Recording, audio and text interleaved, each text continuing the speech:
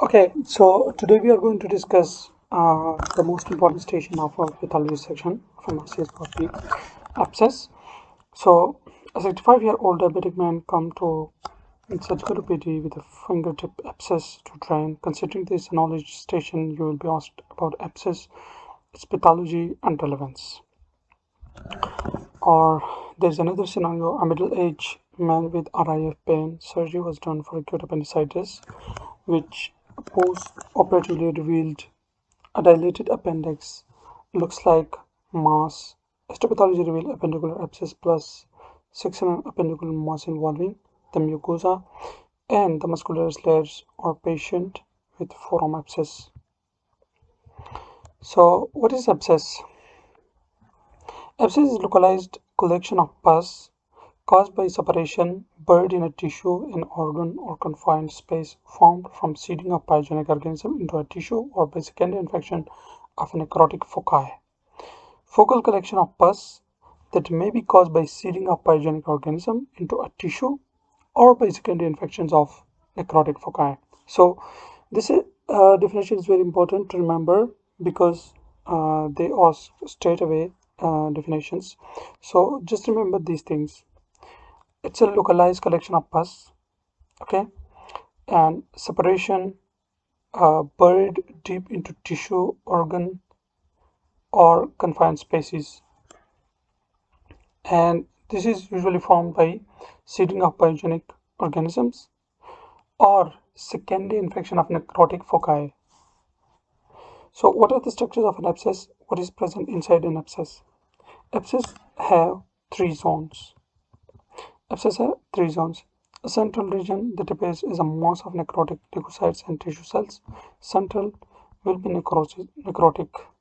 Central will be necrotic. And then we have a zone of preserved neutrophils around this necrotic focus, and outside this region there may be vascular dilatation and parenchyma and fibroblastic proliferation, indicating chronic inflammation and repair. So what you have to remember, that it's a round cavity and the core is necrotic mass, okay, and then we have preserved neutrophils lines around this core, and then at the outside we have dilated blood vessels and fibroblastic proliferation. Okay, what tissue is the wall of an abscess characteristically composed of? It's called granulation tissue. This used to be called the pyogenic membrane, but it's not a true membrane and it's not itself pyogenic. So it is basically a granulation tissue. What is granulation tissue? The granulation tissue may be defined as the immature mesenchymal tissue with proliferation of newly formed blood vessels and fibroblasts with inflammatory infiltrate, mainly lymphocytes, maybe plasma cells. The term is derived from its pink, soft, and granular appearance on the surface of the wound. If any of you have ever done debridement in your surgical training, so you must have seen granulation tissue. Combination of proliferating fibroblasts, loose connective tissue, and new blood vessels and scattered chronic inflammatory cells forms a type of tissue that is unique to healing wounds and is called granulation tissue.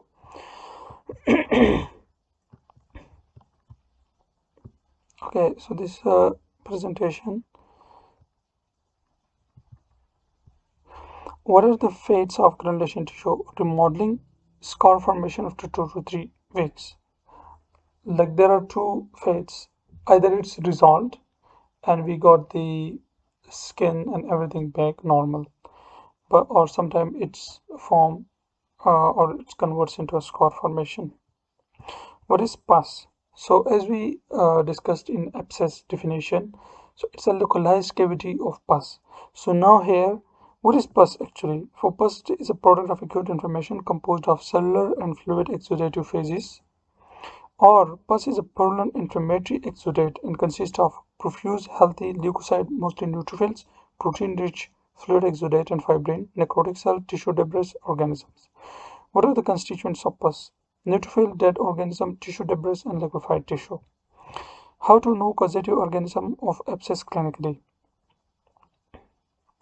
So these organisms usually cause abscess formation or pus formation, Staphylococcus aureus, yellowish, greenish pseudomonas, sulfur granule actinomyces, and white blood cells. Many neutrophils produce a green antibacterial protein called myeloperoxidase, which contains heme compound. This is responsible for the greenish pus. White cells, especially the neutrophil cells, contain a green antibacterial protein called myeloperoxidase. Pathogenesis of pus formation: microbial invasion, acute inflammation with vascular congestion, and exudation of fluid with infiltration of polynuclear cells. Okay, so this is very simple. Suppose we got a stimulus for inflammation. Let's suppose on a skin we got a stimulus, so there will be inflammation. What happens in response to inflammation? There will be dilated blood vessels. So if there is blood vessels and leaky capillaries, so the plasma will leak, the leukocytes and plasma cell will also leak, and the stimulus, for example bacteria, will mix up, so they combine, will also destroy the tissue. For example, bacteria eating the tissue will convert it to uh, liquid type material. So this all forms the pus: liquefactive tissue, the organisms, the polynuclear cells, and the dead tissue. Types of pus: purulent exudate. This is the most common type of pus produced by bacterial infections and typically yellow or green in color. Seropurulent exudate. This type of pus contains both blood and pus, and it's typically produced by infections in the deeper tissues or organ. Sanguinous exudate. This is a pink or reddish fluid that contains mostly blood and is often seen in wounds or abscess caused by injury or trauma. Fibrinous exudate. This type of pus is thick and sticky and is produced by the body's response to inflammation or injury. Pyogenic exudate is the term used to describe any type of pus produced by bacterial infection. Okay, so how do neutrophils migrate to the site of inflammation? Neutrophil has a lifespan of 3 to 5 days by margination and rolling along the vessel wall, film adhesion to the endothelium, and transmigration between the endothelial cells, uh, migration in interstitial tissues toward a chemoattractant stimulus. You know, we can remember from a third year pathology, general pathology, where we have studied in Robin that the slipping of neutrophils between the endothelial cells is called dipedesis. Blood test to identify the inflammation: ESR, CRP, white blood cell count. Organisms causing abscess: bacteria, Staphylococcus aureus, Streptococcus pyogenes, non-bacterial, fungal, viral, and parasitic. Okay, so this is the steps of inflammation. So, and the this question basically, how do neutrophils migrate to site of inflammation? So this is the diagrammatic representation. They will first marginate through proteoglycans, these ligands, E-selectin, P-selectin, and then they will roll, and then they will diapedase, slippage of these polymorph nuclear cells between the endothelial cells. Okay, so what are the non-bacterial causes of abscess? Parasites, Paragonimus, entamoeba; fungi, Aspergillus, Cryptococcus, Histoplasma, Blastomyces, Coccidioides. These are the fungal organisms. Herpes family. One simple test to detect the cause of abscess: gram stain. What is the cause of fever in abscess? So basically, the mechanism is that uh, in response to the invading organisms or pathogens, our body produces TNF, tissue necrosis factor, and interleukin 1 or 6 that act by stimulating prostaglandin synthesis in the vascular and perivascular cells of the hypothalamus. So the hypothalamus then uh, make the body temperature up. Set point is up. What is there in large lymph node in abscess? Microorganisms in interstitial fluids reach sorry. Microorganisms in interstitial fluids reach lymphatic vessels by forming the lymphatic fluids, then reach lymph nodes. elevated rate of inflow of lymphocytes into the node from blood exceeds the rate of outflow from the node. Lymphocytes inside the lymph nodes recognize foreign antigens and trigger response with proliferation of the antigen-specific T and B cells, clone expansion, followed by reactive follicular hyperplasia. Okay, so I make simple for you. When there is abscess, or why abscess forms?